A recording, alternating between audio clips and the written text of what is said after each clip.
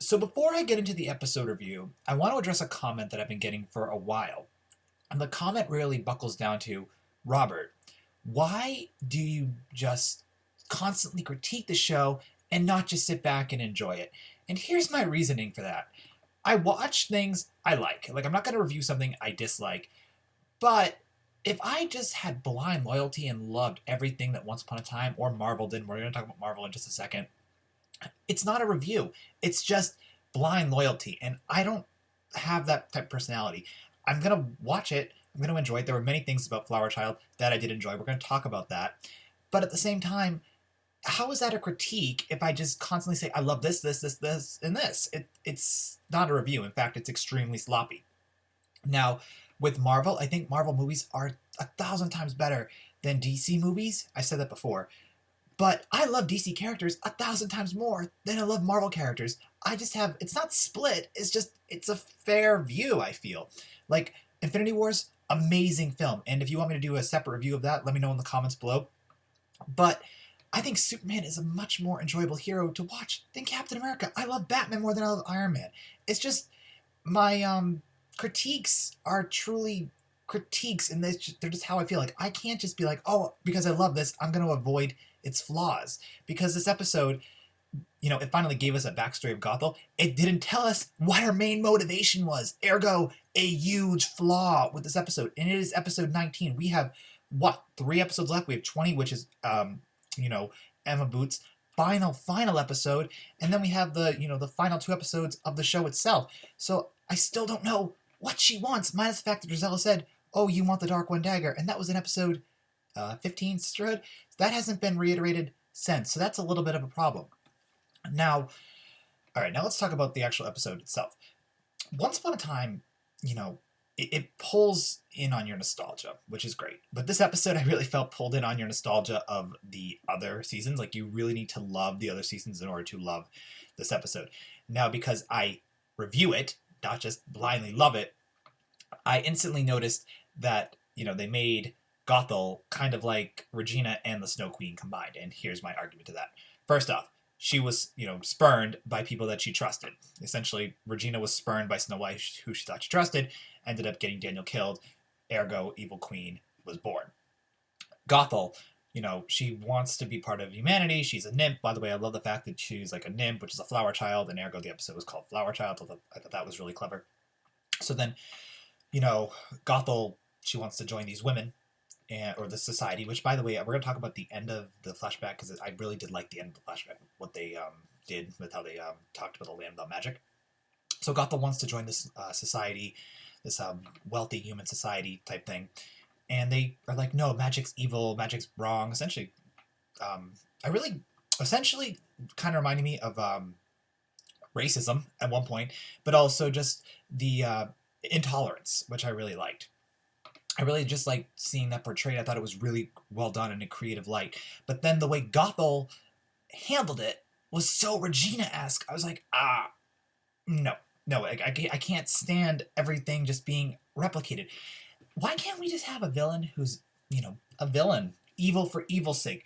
I don't need someone who is who was good, then spurned, then became evil, because she was spurned by these women. She was mad. She then then kill her family. They did do that. Like, that also adds to the reckoning of why she became so evil, because after they like dumped mud on her, they went to Gothel's like nymph garden, and then they killed all her family. Then she holds her mother, and her mother's like, you have a seed of magic that's so strong. And then following that, Gothel then goes back to the party, and she kills the main blonde who was evil, or mean to her. And then there was another woman who Gothel was gonna kill, and she's like, no, stop. And she had magic too, so Gothel made her, accepted her, because, magic likes magic. And here's how she's similar to the Snow Queen. Gothel's a xenophobe. She doesn't like a certain group of people. The Snow Queen blatantly didn't like people without magic. It was obvious. That's why she wanted to eliminate everyone with magic, or without magic, except Regina, which I thought was hilarious. But she didn't trust people without magic. And Gothel was the same way. And so the second she realized this woman had magic, she's like, oh, I love you. You're gonna be part of my coven. Blah blah blah blah. And then Then at the end of the flashback, I thought this was really cool. So we find out that Gothel is from the land without magic, and then the magic of the land without magic is taken away, and then they go to Enchanted Forest version 2. Now, we never saw Gothel's friend, who she brought into her coven in any of season 7, which I thought was really, really weird. If you wanted to give her like a companion, why wasn't she introduced early on in the show? That would have been kind of cool. She's an original character to Once Upon a Time. We don't know who she is. I mean, she really only has one episode to get a good introduction, which is the next one. So I do wonder, why didn't they bother to give us her, sooner? She could have been like Yzma. That would have been really cool. To have Gothel, to have like 2 witches trying to come up with something to do whatever they want. And the reason why I'm using colloquialisms is because I still don't know what she wants. I know that she was a nymph.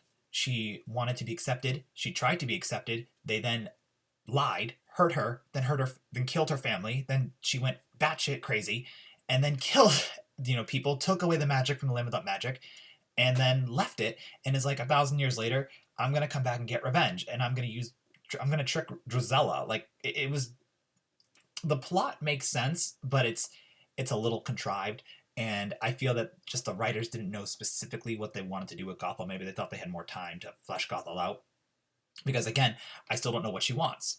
But her backstory really just reminded me of a combination of Regina and Ingrid thrown in with, genocide of her family. Which is horrible. Like, that is horrible. And it just, maybe because the show is so late in the game with this, I don't really feel as sorry for Gothel as maybe they want me to, because again, I also don't know what she wants to do. So the backstory introduced her, her backstory, finally, 20 after she was introduced in episode 3, so 17 episodes later, we finally know what she wants. Good job. Now, present day storyline. Jacinda and Henry kiss, and the curse doesn't break. Shocker, because there's no true love there. Sorry, I had to do it. That was another comment. Why do I always bring up Jacinda and Henry? Because they marketed it to be, this awesome romance. Guess what? It's not an awesome romance. So I did kind of feel that Andrew J. West was doing a lot of the work to make his relationship with Danya Ramirez work. And I was like, okay, he's trying. He wants me to believe.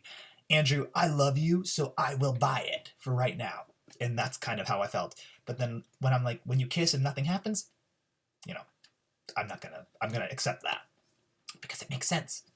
So, so there was like that plot line with Henry and Jacinda trying to, reconcile their memories. Facilier was able to remove the curse that Drizella put on Henry, which I loved. I was really happy that Facilier did something. Daniel Francis is fantastic. I wish he had more to do too, because he wants the Dark One's dagger, and the Dark One and the Evil Queen were both not in this episode. What the heck? One of the reasons why I like season 7 is because we have Regina, Rumple, and Hook. Granted, we have Nook, but I like those are the reasons why I watch. And Andrew J. West kind of too. But you took away half of the characters I love, so I was a little annoyed by that, because I would have loved to have seen more of Regina at all in this episode.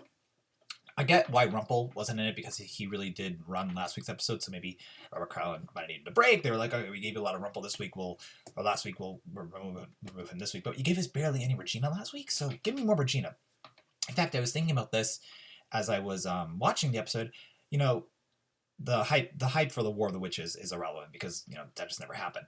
But then I thought, Zelena and Regina would have been really relevant here, because if we figured out what Gothel wanted in the beginning of the episode, and we had somehow either Lucy or someone inform, or even Weaver, inform Regina and Zelena, if Zelena was there, of what's going on, and have, Zelena and Regina try to hunt down Gothel in the theater, that would have been really cool. Like, I would have liked the chase element of it. That would have been fun, and then have the curse or whatever happen at the end of it, activate. That would have been more interesting to me. I would have been like kind of on the edge of my seat. But with Tilly and Hook getting abducted, and Alice or Tilly helping Gothel activate her curse, I was like, oh, okay. I mean, I like Tilly and I like Nook, whatever. I like them both. I think they're nice characters, but there was just something about it. I'm like, I still don't know what she wants, so I can't be horrified for them.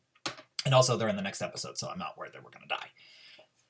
The internet can be a vile thing when it comes to spoilers. That wasn't even a spoiler. Just the fact that they were in the next episodes made me, not super concerned for them.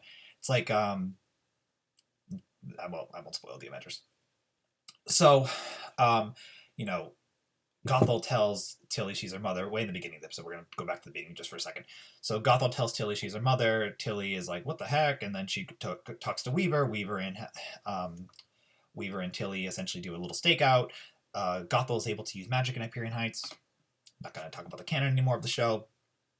And then, they get to the theater. Gothel has her coven. She has her friend from the Enchanted Forest, from Land Without Magic 1,000 years ago, who's still alive. Still don't know who this is. Then Gothel's like, it's either me or your father. And, because Alice is a nice person, she picks Gothel's to keep her father alive. Curse activates, end of the episode. We don't know what's going to happen. So the episode it's interesting. It was fun. I liked it. It was, like I said, very reminiscent of earlier episodes of Once Upon a Time, which is probably why I liked it. Like, if I wasn't a super fan of the show, I have to say, I don't mean to toot my own horn, I'm relatively a super fan because I do dedicate a lot of time to the show. If I didn't like it, again, wouldn't be reviewing it. So because I did feel the feels and the nostalgia, I enjoyed the episode. Emma Booth, she did a good job here. She got the takes right. Sometimes I felt that her takes aren't always perfect, but I really did like what she was doing. I just wish I knew why she was doing it. And overall, I would say it's probably just it's a B episode. It's fun. It's enjoyable. But I want to get back to Storybrooke. I want this curse to be broken. I'm happy that Henry won't die when the curse breaks. And that's really how I feel about the episode. So let me know what you guys think about the episode in the comments below. Like I said, enough happened that it was enjoyable. But you took away my favorite character, Regina, which bummed me out. And I want to, again, know what her endgame is. We'll find out next week. So anyway, share your thoughts about the episode in the comments below. Do you like Gothel? Do you sympathize with Gothel? Do you want Henry to wake up? What do you think her plan is? Do you want Alice and Nook to have a happy ending? Anyway, share your thoughts about the episode in the comments below, and we'll talk about the trailer really soon as well. All right, guys.